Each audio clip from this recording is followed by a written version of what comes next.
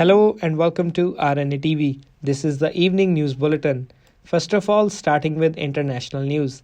The first news is from US, where the US President-elect Joe Biden on Monday announced the members of his White House Office of Digital Strategy, where Kashmir-born Aisha Shah has bagged a senior position. Shah has been named as Partnerships Manager at the White House Office of Digital Strategy, which would be headed by Rob Flaherty, Director of Digital Strategy, according to an announcement by the Biden transition team. Raised in Louisiana, Shah previously served as Digital Partnerships Manager in the Biden-Harris campaign. She currently serves as an advancement specialist for the Smithsonian Institution. Prior to this role, Shah worked as an assistant manager on the corporate fund of the John F. Kennedy Center for the Performing Arts, supporting the first-ever expansion of a presidential memorial. Shah also served as a strategic communications specialist at BOI, an integrated marketing firm that specializes in social impact communications as well as Spitfire strategies, where she enabled nonprofits to use pop culture as a tool for social change.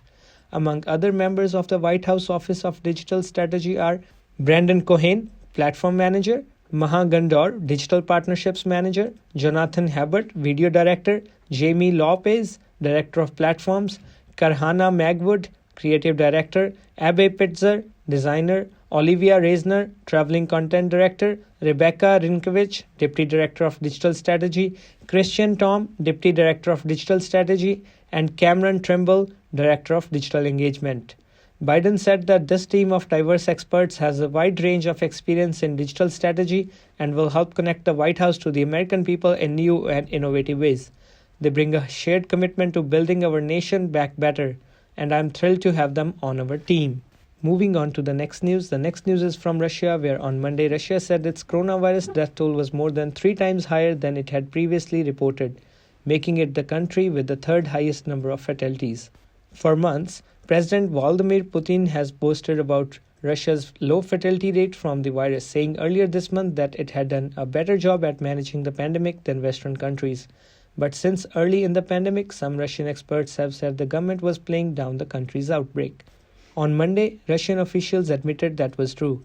The Rosstat statistics agency said that the number of deaths from all causes recorded between January and November had risen by 229,700 compared to the previous year.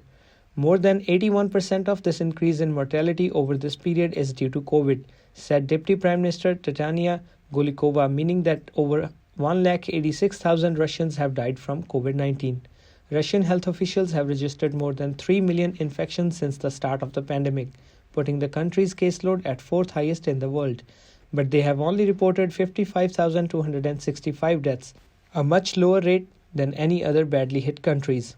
Russia has been criticized for only listing COVID deaths where an autopsy confirms the virus was the main cause. Moving to the national news, Prime Minister Narendra Modi on Tuesday inaugurated the 351-kilometer New Bhaupur-New Khurja section in Uttar Pradesh of the Eastern Dedicated Freight Corridor via video conferencing. During the event, he also inaugurated the EDFC's Operation Control Center at Pragyaraj, Uttar Pradesh.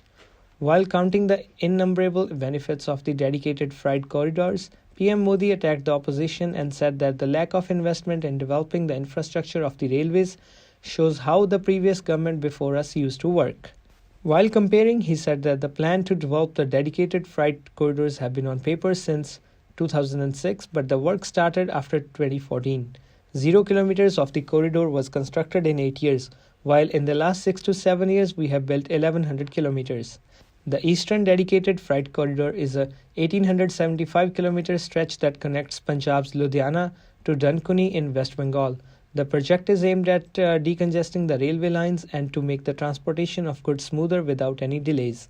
The Uttar Pradesh Chief Minister Yogi Adityanath, who was also present during the virtual inauguration of the project, also claimed that the speed of the freight trains will double from 25 km per hour to 75 km per hour. Talking about the modern and technologically advanced OCC, PM Modi said that the Made in India state-of-the-art structure shows the strength of New India. He added that the government has always focused on infrastructural development for the growth of the nation. The boost in connectivity with the development of the freight corridor will also help Kisan, rail, and farmers to transport their harvest on time.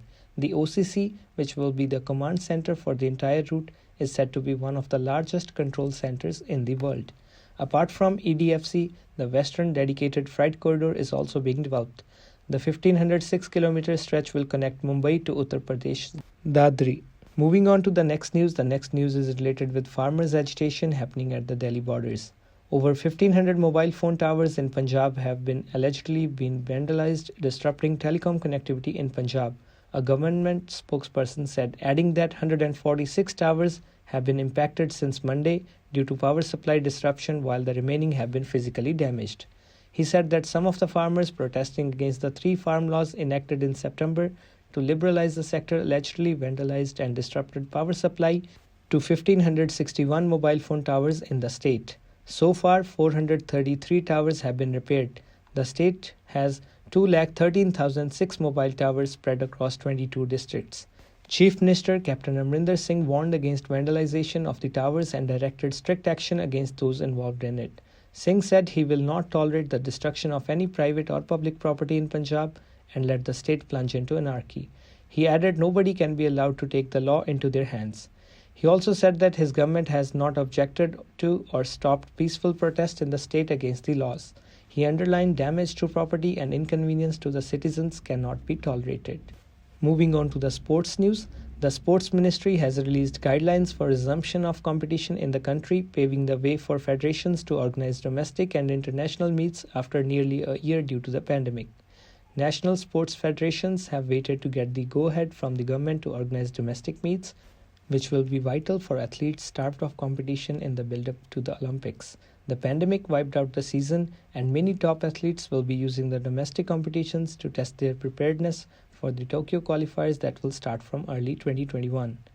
The sports competitions may resume, provided no orders of the local authorities prohibit such facilities to resume operation, that is micro-containment zones, and are meant to serve as safety guidelines for organizing the sports competition in consonance with any other guidelines issued by the state government while granting such permission, the standard operating procedure says. This is it in the bulletin so far. Stay tuned with RNA TV for latest updates. Also, do not forget to subscribe to our YouTube channel and follow us on other social media platforms such as Facebook, Twitter, and Instagram. Thank you and have a nice day.